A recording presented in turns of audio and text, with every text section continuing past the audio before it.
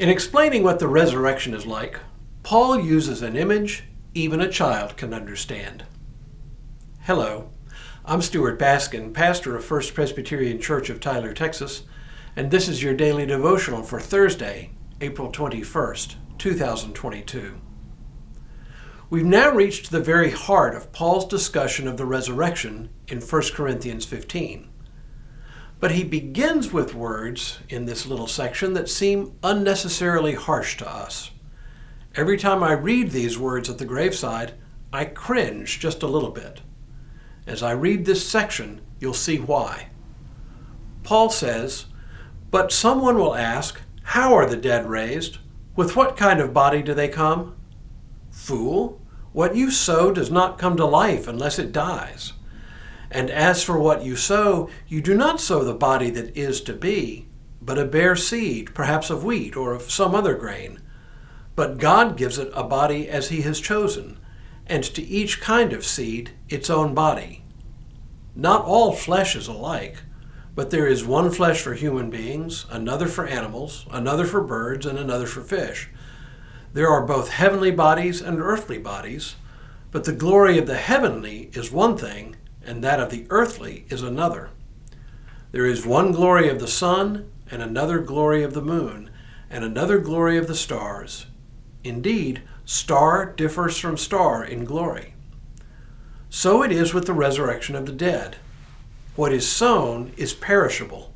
What is raised is imperishable. It is sown in dishonor. It is raised in glory. It is sown in weakness. It is raised in power. It is sown a physical body. It is raised a spiritual body. If there is a physical body, there is also a spiritual body." I think you can see why I cringe. Like the Corinthians, we too want to know about the resurrection and what our bodies will be like. One of the most common questions people ask is, will I know my loved ones when I get there? Will they recognize me? But we have to remember that Paul wasn't just answering an innocent question by people wanting some assurances.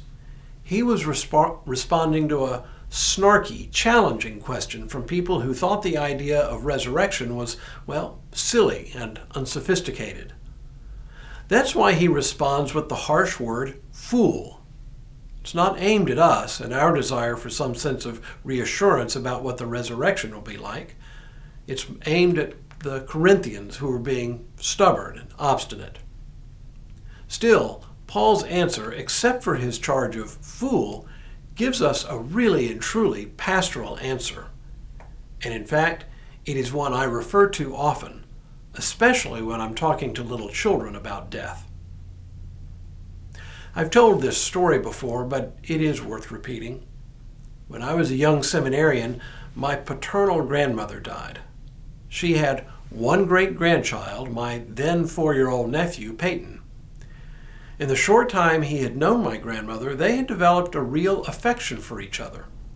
So when she died, Peyton had lots of questions, since it was the first death he was ever really aware of.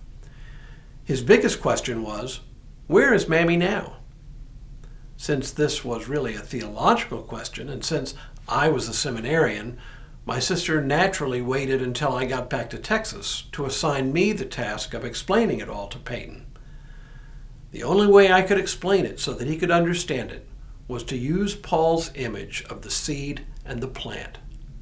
And it did make sense to him because he knew all about seeds. He knew about plants, and he knew that when you plant a seed in the ground, it develops into a plant that doesn't look anything like the seed from which it sprouted. I continue to find this a helpful image because when it comes to the resurrection, we get into unknown territory very fast. What the Bible tells us about the resurrection and about heaven is so little that we really do have little to go on. More than that, when we're talking about the resurrection, we can only resort to analogies to describe it, since it is literally indescribable. The only thing I change with Paul's metaphor is to use an acorn instead of a seed and an oak tree instead of a shoot of wheat. Everyone knows what an acorn looks like, and everyone knows what an oak tree is, no matter whether a white oak, a pin oak, or a live oak. Simply to say that in the resurrection we will be changed is not quite enough. To compare it to an acorn and an oak tree gives us a little better picture. Will we know one another in the resurrection when our bodies are so radically changed? Of course we will. How will we recognize each other? I haven't got a clue, but we will. That I know. Tomorrow, Paul joins this image of the resurrection with his earlier remarks about Adam and Christ.